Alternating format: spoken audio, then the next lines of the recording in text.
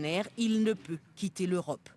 Depuis qu'il est pris dans l'étau de la justice française, Ibrahim Koulibaly revendique la conception de la rébellion déclenchée en Côte d'Ivoire le 19 septembre 2002. S'il y a eu un 19 septembre, ça veut dire qu'il y a quelqu'un qui a eu à réfléchir, qui a mûri, qui a décidé de réunir certains amis. Je n'ai pas besoin de dire que c'est moi, tout le monde le sait, donc c'est pas la peine. Seul moyen pour IB de continuer à peser sur le cours des choses en Côte d'Ivoire, les communiqués. Le dernier date du 30 août 2004. C'est une main tendue à Guillaume Soro, le chef politique de la rébellion, qui selon IB a tenté de prendre également le contrôle de la branche militaire. Jamais, quelles que soient mes divergences avec la direction des forces nouvelles, je ne trahirai leur idéal en me compromettant avec le régime liberticide de Laurent Gbagbo. Soro a été manipulé, ça ne vient pas de lui-même de décider, de dire que non, il faut écarter IB ou quoi, non. C'est pourquoi je tiens toujours je m'appuie là-dessus pour dire toujours que Soro et moi, nous devons faire l'effort à nous entendre pour ne pas laisser notre objectif tomber totalement dans la boue. Héros pour les uns du...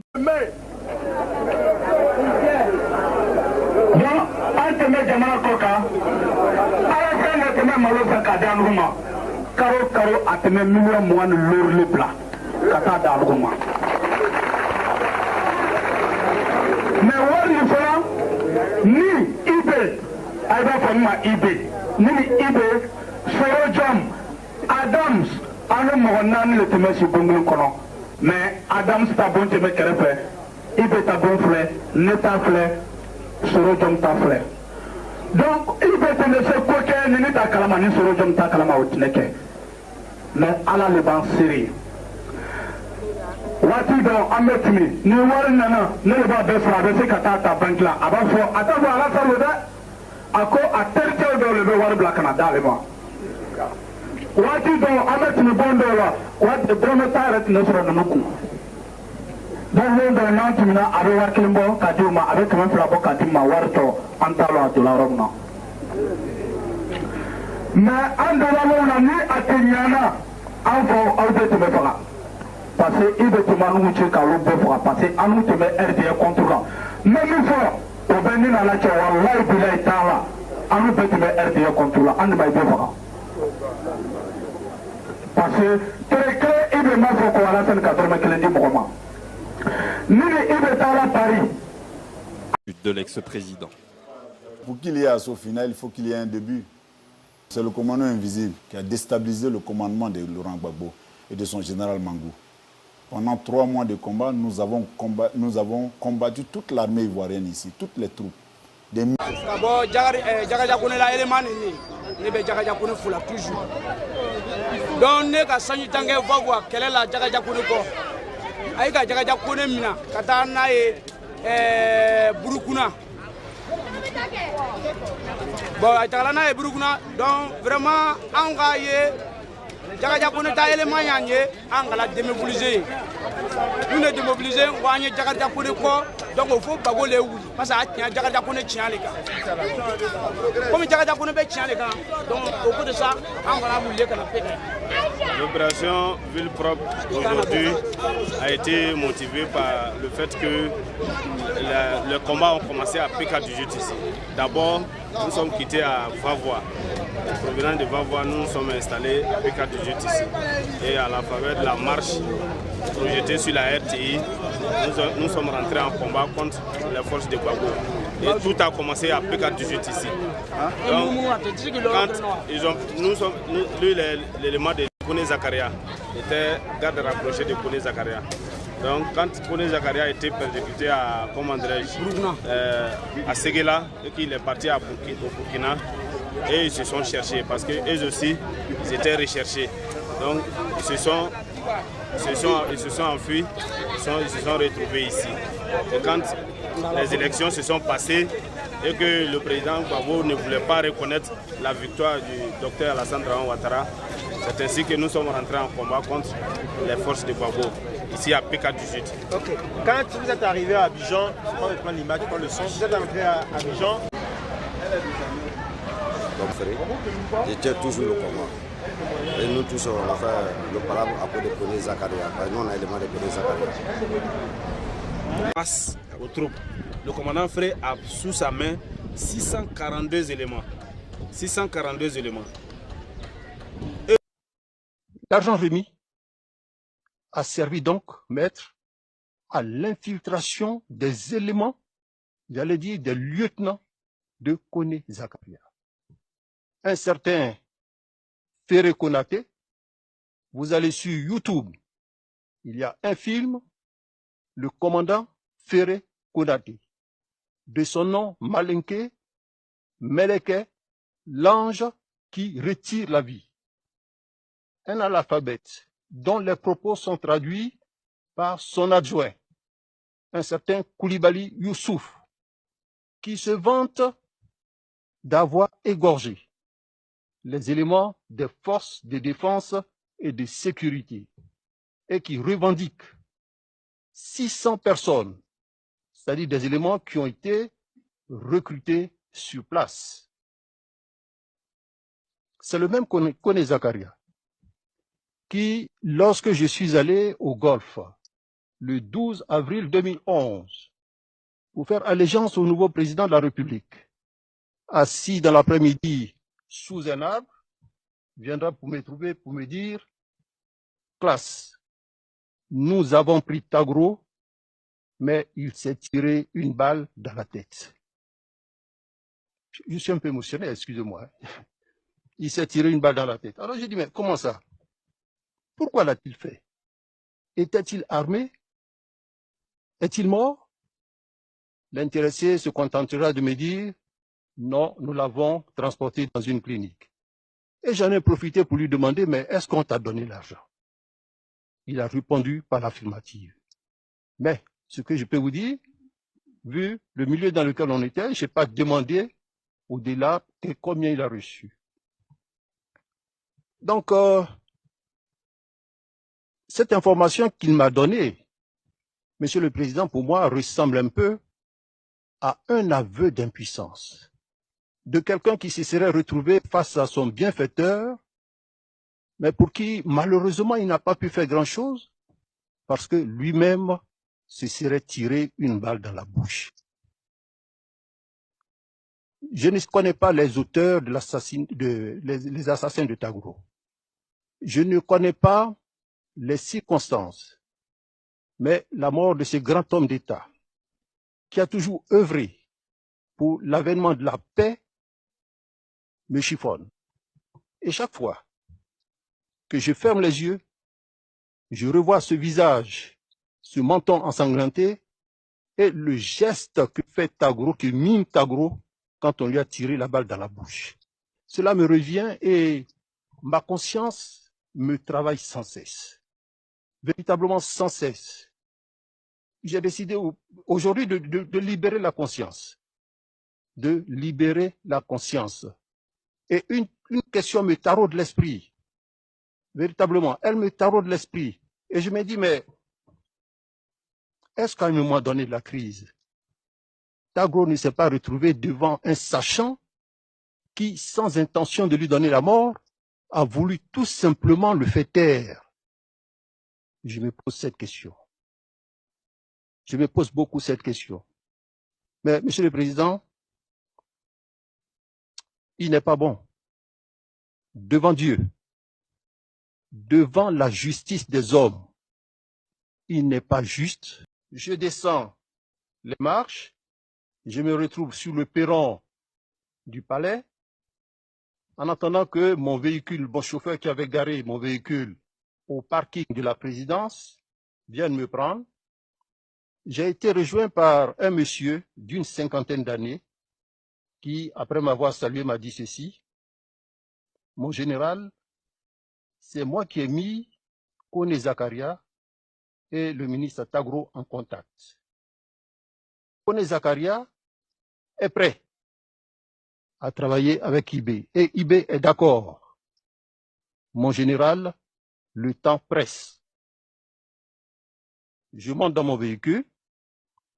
Arrivé à Yopougon, je remets le numéro à mon chef de sécurité je pourrais, Monsieur le Président, en huis clos, vous donner le nom de mon chef de sécurité. Je ne souhaiterais pas le donner maintenant parce qu'il est encore dans l'armée.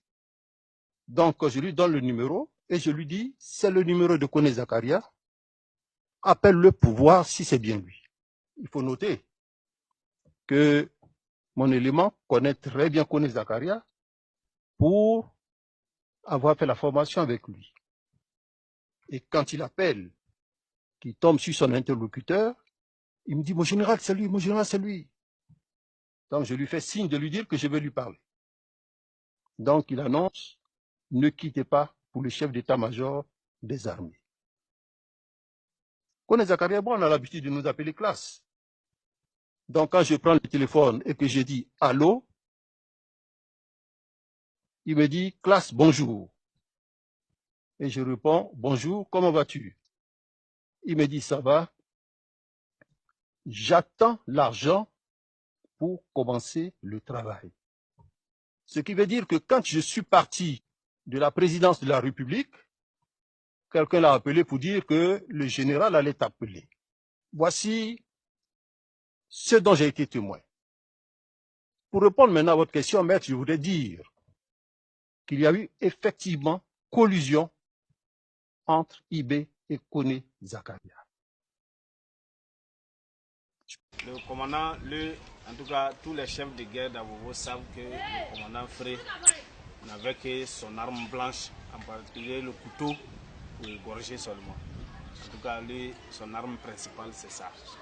Donc, les forces pro-Gbagbo se souviennent de lui. Là, les forces pro-Gbagbo se souviennent de lui. En tout cas, ceux qui ont pu s'échapper se souviennent de lui. Sinon, ceux qui sont déjà partis, ils sont partis au nom du commandant aussi.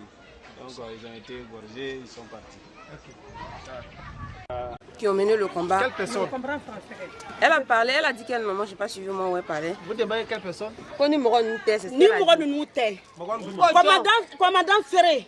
Nous nous t'es. Péka du jutni. En bête de Benafra. Il y a euro là. D'accord. Donc la dame vient de dire tout à l'heure que nous étaient les personnes qui étaient sur le terrain, y compris le commandant Frey. Actuellement, on ne parlait pas de PK18. Les jours qui ont suivi, ils sont encore revenus pour le combat. Mais chaque fois qu'ils revenaient, ceux qui sortaient revenaient vainqueurs. Et qui vous avez vu diriger ces opérations? Qui nous on a vu? IB ou bien Non, non, non. En ce moment, comme je dis, nous on n'a pas entendu parler d'IB. Oui. On n'a pas entendu parler d'IB en ce moment. On avait beaucoup de noms de commandants, en tout cas qu'on entendait. Oui, il y avait... Moi, en tout cas, sincèrement, j'entendais beaucoup. Commandant, vas-y. Je sais qu'on a entendu parler de... Il y avait, je dis, Chakoul. J'ai entendu parler de Frey. J'ai entendu parler de... tas comme ça. C'est pas alors, si on te demande aujourd'hui qui était le chef du commandant invisible ici à PK18, est-ce IB ou bien vous direz qui? Je ne sais pas. Vous ne savez pas. Vous n'avez qu'à dire au président Alassane Dramane Ouattara, ce sont les commandants Frey qui ont libéré Gbagbo, tué Gbagbo même. Okay. Vous avez compris?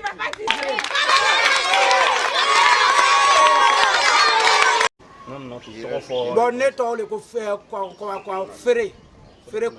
Konaté. Eh bien, nous va voir qu'on va Meleke. Tout le monde connaît. Jagaria connaît. Meleke, va voir. Mais ici, Ferré Konaté. Commandant Ferré. Meleke, c'est ange. Donc, l'ange qui retire la vie. Voilà. Meleke, ça veut dire l'ange qui retire la vie. Voilà, donc lui, depuis Vavois, tout le monde le connaît sur le sobriquet Meleke. C'est de Vavois à ici que les gens le connaissent au commandant Konaté Frey. Ok, voilà. Je suis obligé de poser la question. Maintenant, qui sont donnez le nom de ceux avec qui vous êtes ici? Voilà. Qui sont ceux-là? Ici, c'est lui, le commandant Konaté Frey. Il est le commandant du bataillon. Quel bataillon? Moi, oui, de la compagnie Frey. Il est le commandant de la compagnie Frey. C'est tout. Voilà. Et moi, je suis l'adjudant de la compagnie. Je m'appelle l'adjudant Koulibaly Issouf. Je suis l'adjoint du commandant Frey. Maintenant, c'est soldat de la soie. Voilà. C'est Kapura Sissé Gaoussou, élément de commandant Frey. Moi, c'est Dumia Ablé, caporal. Quand tu es camion, tu as combien de bien gris? Moi, je suis Kapoya, Primera Ablay, accompagné pour mon entrée. C'est Doumbia Amara, chef Doumbia Amara, élément du commandant Ferré. Ok. Comment est-ce que vous êtes arrivé dans ce camp ici? De quelle structure? Nous sommes où exactement? Et comment vous êtes arrivé? Également des exactions, notamment dans l'ouest du pays, à Douékoué. Vous avez dit qu'il n'y aura pas d'impunité pour ces hommes-là. Est-ce que ces hommes-là ont déjà été arrêtés? Est-ce qu'il y a eu des premières arrestations? Madame, il faut d'abord faire le point, que nous sachions ce qui s'est passé. Nous avons diligenté le procureur de cette région qui est allé faire des investigations. J'ai demandé à la Commission des droits de l'homme de faire également une enquête. Et donc à l'issue de ces enquêtes, tous ceux qui auront des choses à se reprocher, à qui on reprocherait des crimes, seront jugés. Tous les Ivoiriens sont égaux devant la loi. Il n'y aura pas d'exception. J'ai dit tout à l'heure, je suis contre l'impunité. Ceci veut dire l'impunité contre tous ceux qui commettent des crimes. Pas d'impunité également pour ceux qui ont tué Ibrahim Koulibaly. Ibrahim Koulibaly, c'est le chef, on le rappelle pour nos téléspectateurs, du commando invisible, qui vous a soutenu lors de la bataille d'Abidjan, qui a été tué par vos hommes. Il n'y aura pas non plus d'impunité pour les commanditaires? Trop vite, là. Ibrahim Koulibaly, j'ai fait faire une autopsie. Les circonstances de la mort doivent être bien clarifiées. C'est une bataille qui a conduit à sa mort. Et nous verrons comment les choses se sont passées. Il y aura une enquête approfondie et en fonction des résultats de l'enquête, nous prendrons les mesures nécessaires. Mais n'avez-vous pas demandé à ce qu'il soit fait prisonnier comme bien sûr, écoutez, si... Et de demander au commandant Ibrahim Koulibaly de venir vous voir et de déposer les armes. Et il faut que cela soit fait rapidement. Et je le dis en face de vous, officiers généraux et officiers supérieurs. Si cela n'est pas le cas, votre rôle sera de les désarmer par la force. Si cela n'est pas le cas, votre rôle sera de les désarmer par la force. Nous n'accepterons pas de foyer de belligérance qui puisse inquiéter la tranquillité. Bien reçu par l'armée, elle entend appliquer les décisions du chef de l'État. Les instructions du président de la République sur ce point-là sont claires. Dans un premier temps, nous allons négocier. S'ils ne veulent pas tempérer, en ce moment, nous allons agir par la force.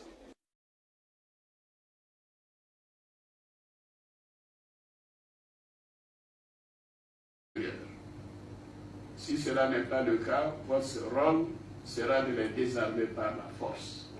Si cela n'est pas le cas, votre rôle sera de les désarmer par la force. Du commandant invisible.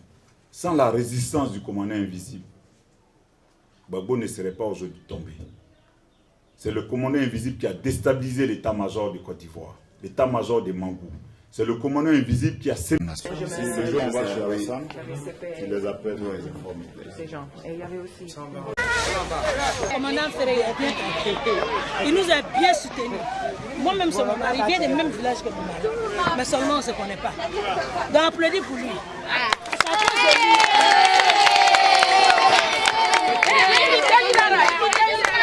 Sans Ferré, on allait mourir dans Peta 18 ans. Ma maman, elle a 98 ans. Elle a marché de Peta 18 à Djamé à cause des mercenaires. C'est le commandant Ferré qui a fait, on est resté ici. Il nous a dit qu'on était resté qu'il y a. On est resté, c'est qu'on entendait les tirs, et puis après là ça a passé. Vraiment, on ne sait pas ce qu'on a dit au commandant Ferré. On le salue. Que Dieu n'a qu'à le grandir plus que ça. On n'avait rien dit parce qu'il y a ça.